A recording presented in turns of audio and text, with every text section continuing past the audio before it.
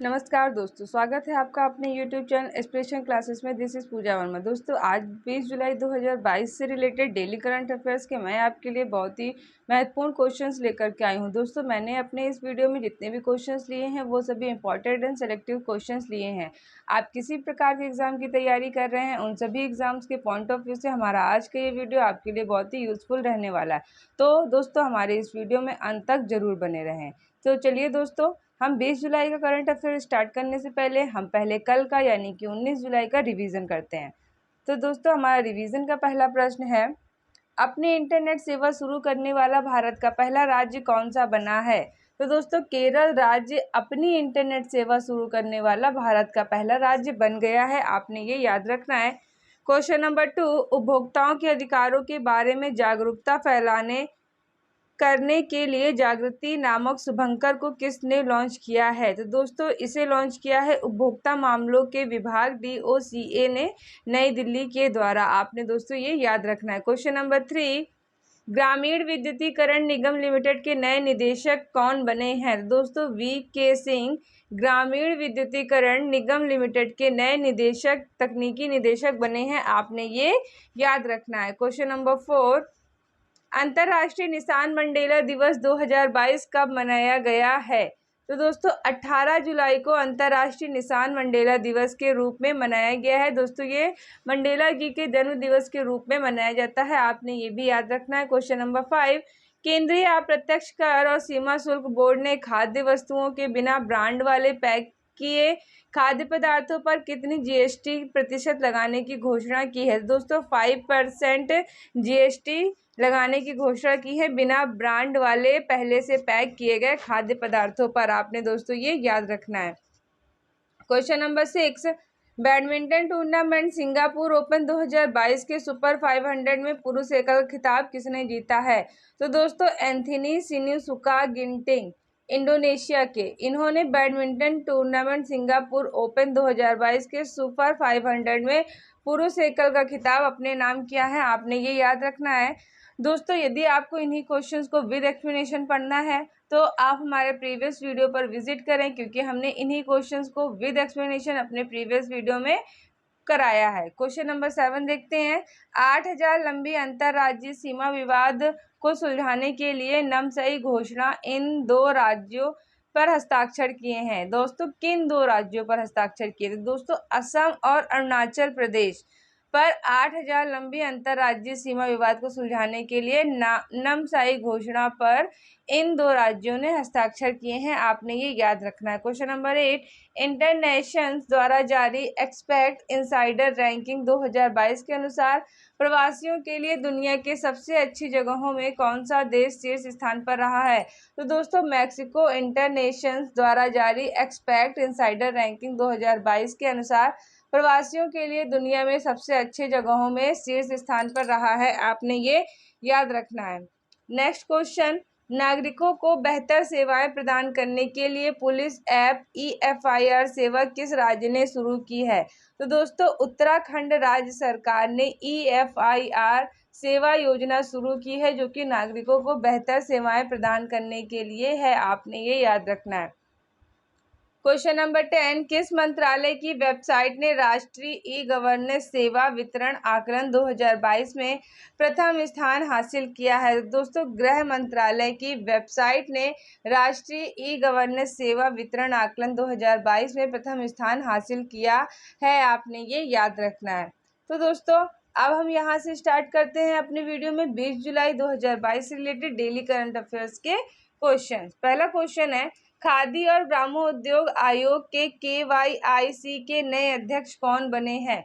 तो दोस्तों, हमारे इस प्रश्न का राइट आंसर हो जाएगा option number C, Manoj Kumar. आप इमेज में मनोज कुमार जी को देख सकते हैं।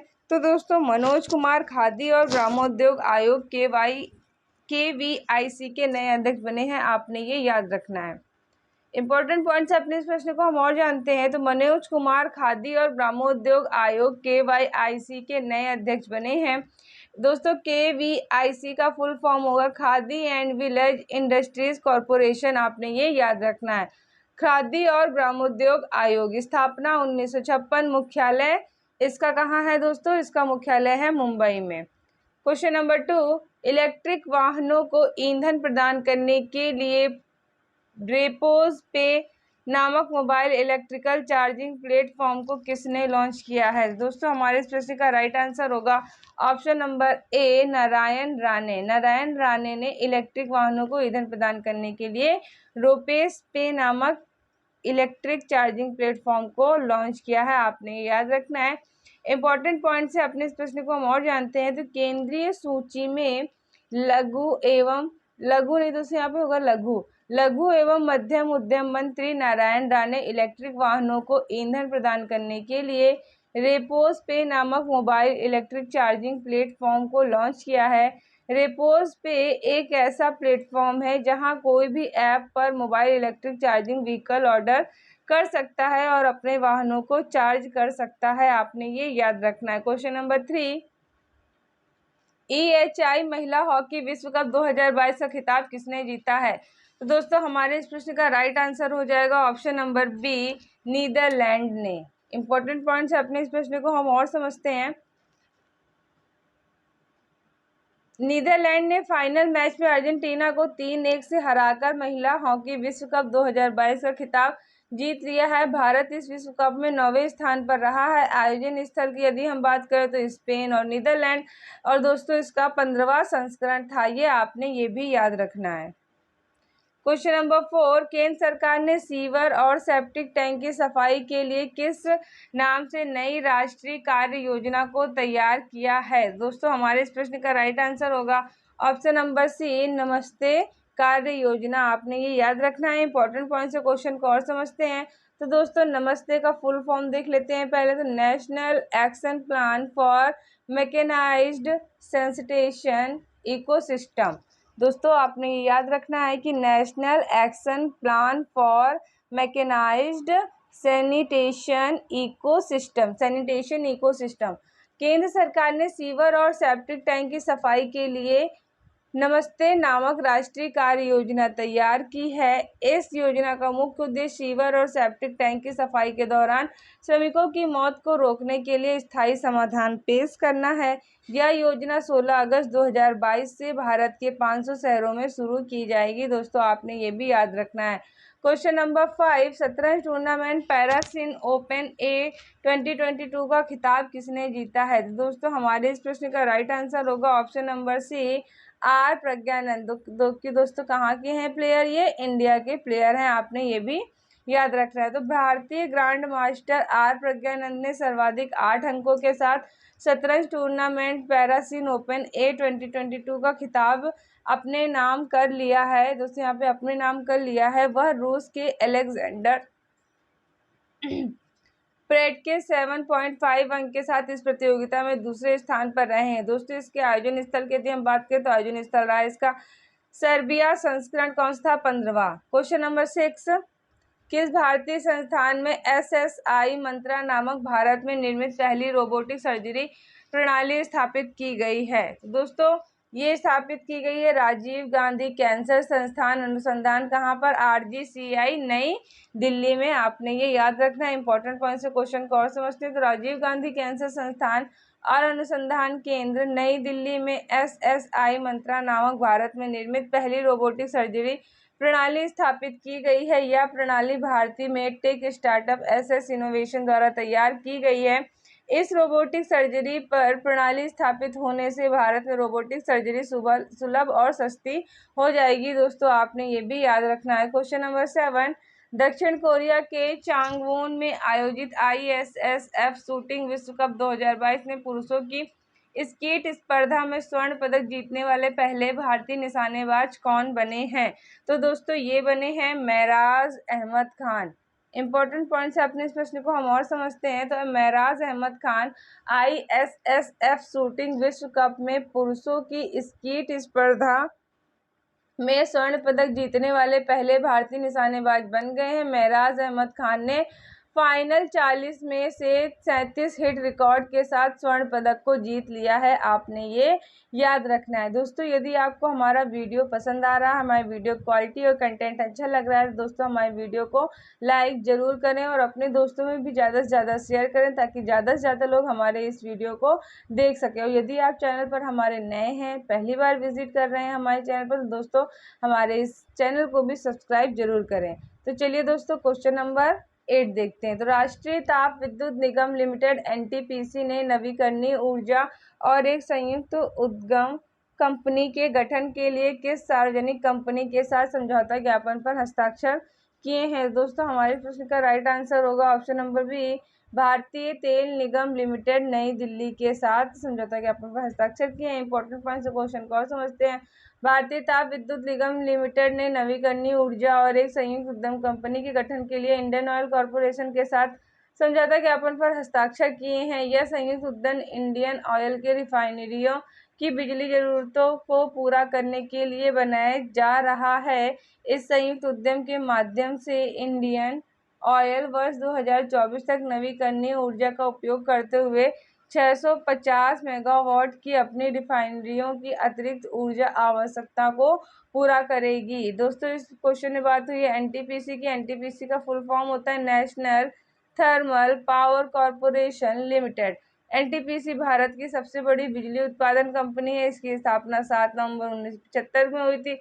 मुख्यालय इसका नई दिल्ली में है। एमडी एंड सीईओ कौन है इसके? गुरदीप सिंह जी। आपने ये भी याद रखना है। क्वेश्चन नंबर 9, विश्व एथलेटिक्स चैंपियनशिप 2025 खेल का आयोजन कहाँ किया जाएगा? तो दोस्तों इस खेल का आयोजन होगा option number C, Tokyo Japan में। आपने ये याद रखना है। इंपॉर्टेंट पॉइंट से क्वेश्चन को और समझते हैं। तो विश्व एथलेटिक चैंपियनशिप 2025 खेल का आयोजन जापान के टोक्यो शहर में किया जाएगा। इसका संस्करण की यदि हम बात करें तो 20वां संस्करण है। 18वां संस्करण 2022 यूजीन अमेरिका में होगा और 19वां संस्करण 2023 बुडापेस्ट हंगरी में होगा। आपने ये भी याद रखना है। क्वेश्चन नंबर 10, अच्युतन कुदलुर का 70 वर्ष की आयु में निधन हो गया है। ये कौन थे? तो दोस्तों हमारे इस प्रश्न का राइट आंसर हो जाएगा प्रसिद्ध कलाकार। दोस्तों ये कौन थे? ये एक प्रसिद्ध कलाकार थे। आपने ये याद रखना है। अब दोस्तों यहाँ से हमारी वीडियो का बहुत ही बेहतरीन पार्ट स्टार्ट होता है जो कि दोस्तों 20 जुलाई से रिलेटेड अन्य महत्वपूर्ण प्रश्न जो कि हम आपके लिए वन लाइनर के फॉर्म में लेकर के आते हैं। ये भी आपके एग्जाम के पॉइंट ऑफ व्यू से ये पार्ट भी आपके लिए बहुत ही यूजफुल रहने वाला है। तो चलिए दोस्तों इसे भी जल्दी से हम लोग कवर करते हैं। क्वेश्चन नंबर 11, पश्चिम बंगाल के नए गवर्नर कौन बने हैं? तो दोस्तों एल गणेशन जो कि अतिरिक्त प्रभार मंत्री हैं, ये पश्चिम बंगाल के नए गवर्नर नियुक्त हुए हैं। आपने ये याद रखना है। क्वेश्चन नंबर 12, सिंधु ध्वज नामक पनडुब्बी को 35 साल बाद भारतीय नौसेना से सेवा मुक्त कर दिया गया है। इसका निर्माण किस देश ने किया था? दोस्तों सिंधु ध्वज नामक पनडुब्बी का निर्माण रूस देश ने किया था और इसे 35 साल बाद भारतीय नौसेना से सेवा मुक्त कर दिया गया है। आपने ये याद रखना है।